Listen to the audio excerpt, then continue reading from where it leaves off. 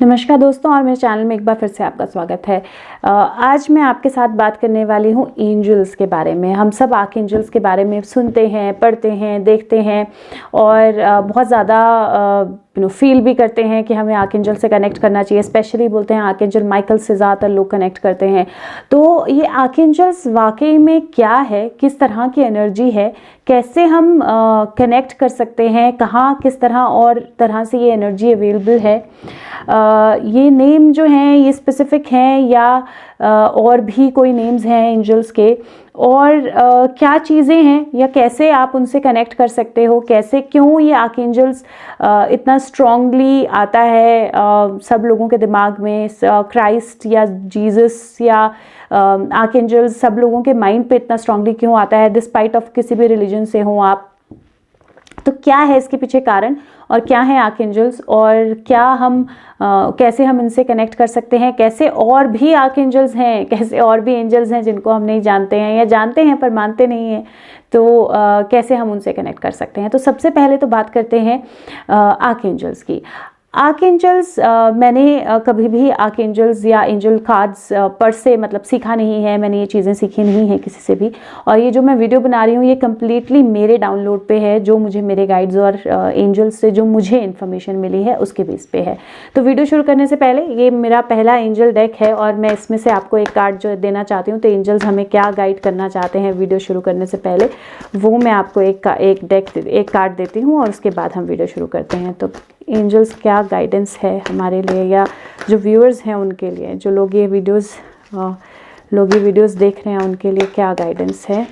Okay, तो card आया है जस्टिस का, और ये कार्ड बहुत मेजरली इम्पॉर्टेंट इसलिए भी है क्योंकि ये कार्ड्स हमारे इमोशंस के साथ जुड़ा हुआ है। कार्ड्स आया है जस्टिस का और कार्ड बोलता है कि रूलिंग्स हमारे फेवर में होंगी, डोंट गिव अप। सो ये मैसेज मुझे लगता है कि हम सब के लिए बहुत ज़रूरी मैसेज है सुनना, और इसीलिए वो कार्ड भी आया है, इसीलिए वो एंजल भी आए हैं।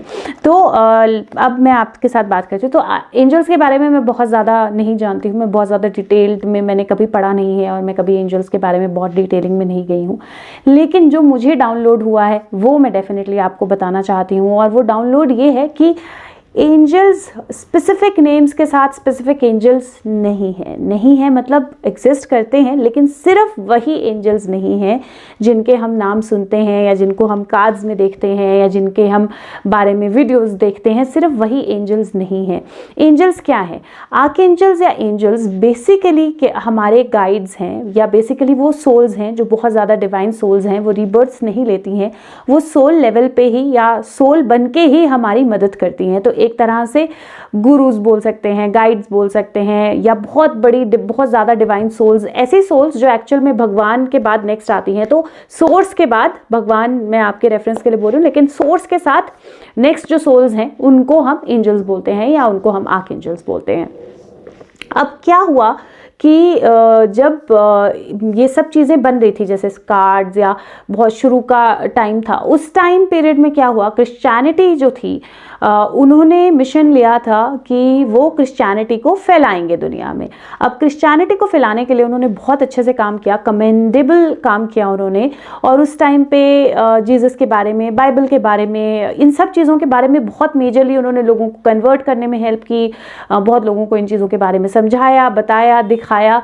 और ये नॉलेज जो है, ये जो चीज़ें हैं, ये हर जगह उनकी तरफ से अवेलेबल हैं।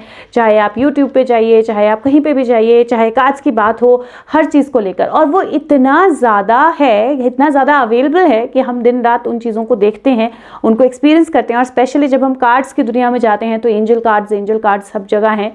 तो हम इतना ज़्यादा उन चीज़ों से कनेक्ट करते हैं कि हम उसी फेस में या उसी तरह से उन एंजल्स को देखते हैं।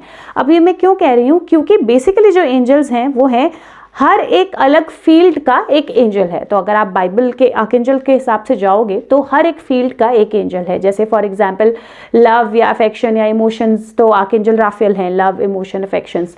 अगर हम देखें, और मैं बाकी धर्मों में ज़्यादा नहीं जाऊंगी, लेकिन हर धर्म में, हर रिलीजन में एक एंजल जो है वो डेफिनेटली होगा हर चीज़ के लिए। मतलब एक गाइड या एक भगवान या एक वो जिसको हम प्रेयर करते हैं उस पर्टिकुलर चीज़ के लिए। जैसे अगर आप हिंदुज़म में देखो तो हिंदुज़म में राधा कृष्ण है, तो हम प्यार के लिए हमेशा राधा कृष्ण की प्रेयर करते हैं। इसका मतलब ये नहीं है कि सिर्फ आप लव या अफेक्शन या इमोशन में आपको जाना है तो आर्कएंजल राफेल ही है, वही आपकी हेल्प करेंगे। नहीं, आप इक्वली राधा कृष्ण को बोलो तो आप उस रूप में उनको देखोगे, अगर आप राफेल आर्कएंजल बोलोगे तो आप उस रूप में देखोगे, अगर आप किसी पैगंबर को बोलोगे तो आप उस रूप में देखोगे, अगर आप किसी गुरु को बोलोगे तो आप उस रूप में देखोगे। बेसिकली जो एंजल्स हैं वो आपको, उनका कोई पर्टिकुलर नाम नहीं है, पर्टिकुलर फिगर नहीं है, पर्टिकुलर एग्जिस्टेंस एक शेप फॉर्म में नहीं है। आप जो शेप फॉर्म आपके माइंड में होती है वही आपको एक्सपीरियंस होती है, वही आपको दिखाई देती है। बात करें आर्कएंजल एरियल की, तो आर्कएंजल एरियल बेसिकली प्रॉस्पेरिटी या मनी या इन सब चीज़ों के साथ रिलेटेड है। उसी तरह हमारे अगर देखोगे तो लक्ष्मी माता हैं, तो वो मनी, प्रॉस्पेरिटी और इन सब चीज़ों के साथ रिलेटेड हैं। तो वो भी आर्कएंजल हैं, लेकिन उनको कभी उस तरह से प्रमोट नहीं किया गया, तो वो कभी आर्कएंजल नहीं बनी या एंजल नहीं बनी, वो भगवान बन गई और हम उनको उस तरह से देखते हैं। तो हम, क्योंकि क्या हुआ कि हम बाकी जो रिलीजन्स थे उन्होंने एक ना लेवलिंग बना दी है ना, तो हमें भगवान यहाँ पे हैं और हम यहाँ पे हैं और हमें भगवान से डरना है। अभी उस तरह से कनेक्शन ही हम कभी एस्टैब्लिश नहीं कर पाए। लेकिन क्रिश्चियनिटी में ये एक चीज़ जो है वो बहुत अच्छी है कि उन्होंने वो लेवल्स जो है ना वो बहुत अलग तरह से क्रिएट किए। मतलब वो आपके गाइड्स हैं, आपके साथ कनेक्टेड हैं, आप उनसे बात कर सकते हो, तो आप उसको वैसा ही फील करते हो। लेकिन अगर आप उनको उस रूप में देखोगे जिस रूप में आपको पता है आपके रिलीजन में है या आपके मन में है, तो आपको वो उस रूप में भी दिखाई देंगे। बात करें आर्कएंजल माइकल की, तो आर्कएंजल माइकल जो है वो प्रोटेक्शन, सपोर्ट, एक तरह से आपको प्रोटेक्ट करते हैं, आपकी एनर्जीज को प्रोटेक्ट करते हैं। अगर उसी तरह से हम हिंदुज्म में देखें तो हनुमान जी हैं, हनुमान जी भी आर्कएंजल माइकल सेम बिल्कुल डिटो उनके वो हैं। तो हम उनको अगर उस तरह से देखेंगे तो जो लोग हनुमान जी को देखना चाहेंगे उनको हनुमान जी दिखेंगे। इसी तरह बाकी रिलीजन में भी कोई गुरु हो सकते हैं, कोई पैगंबर हो सकते हैं, कोई अलग रिलीजन में, हर एक रिलीजन में हर एक फॉर्म। बेसिकली मेरे बोलने का मतलब है कि लाइफ के हर एस्पेक्ट, चाहे मनी हो, चाहे प्यार हो, चाहे वो सपोर्ट हो, प्रोटेक्शन हो, चाहे वो जस्टिस हो, जस्टिस जैसे जस्टिस में हमारे शनि देव हैं, वो जस्टिस के देवता हैं ना, तो वो हर एक उसमें ना ये अवेलेबल हैं। हर एक उसमें, हर एक रिलीजन में, हर एक चीज़ के लिए कोई ना कोई गुरु, कोई ना कोई भगवान, कोई ना कोई एंजल, कोई ना कोई गाइड है। और हमें बेसिकली किसी एक चीज़ के पीछे नहीं भागना है।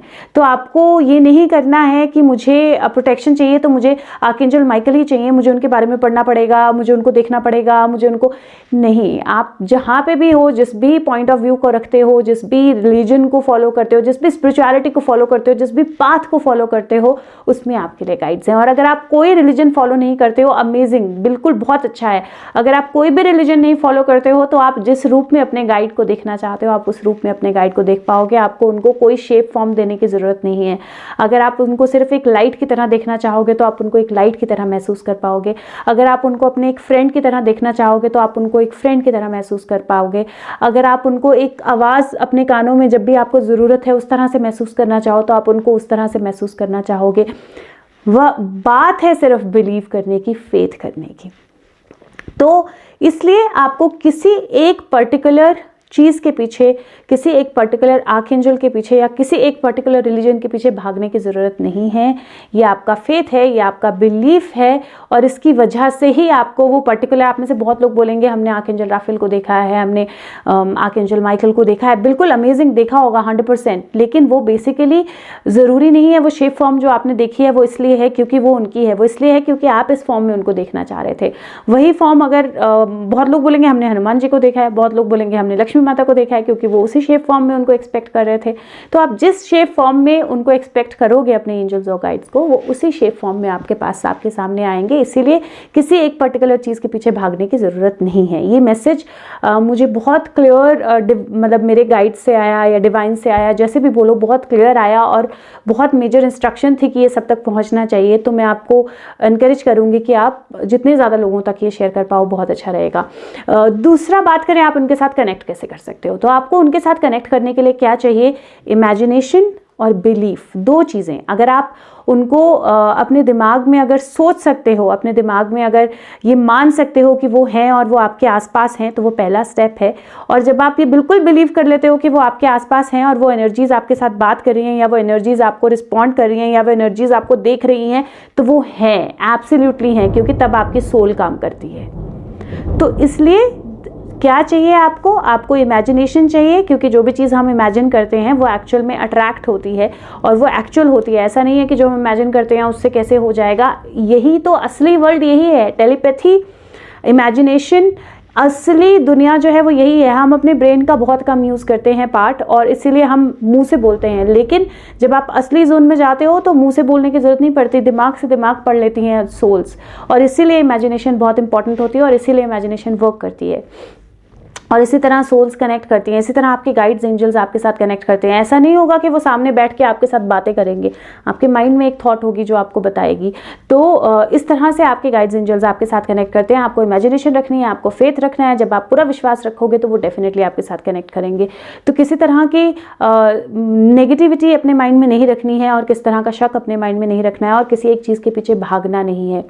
तो ये मेजर मुझे था इंस्ट्रक्शन कि मैं आप लोगों के साथ ये शेयर करूं, और आई होप कि आपको ये हेल्प करे, आपको समझ में आए कि आपको किसी एक चीज़ के पीछे भागने की ज़रूरत नहीं है और आप बिना किसी भी एक रिलीजन या बिना किसी भी एक एस्पेक्ट को फोकस किए बिना भी आप ये चीज़ें कर सकते हो। और दूसरा, आप में से किसी ने पूछा था कि मैं कौन सी सेरेमनीज फॉलो करती हूँ, मैं कौन सी चीज़ें करती हूँ। मैं कुछ फॉलो नहीं करती हूँ, मैं कोई प्रोसेसेस फॉलो नहीं करती हूँ।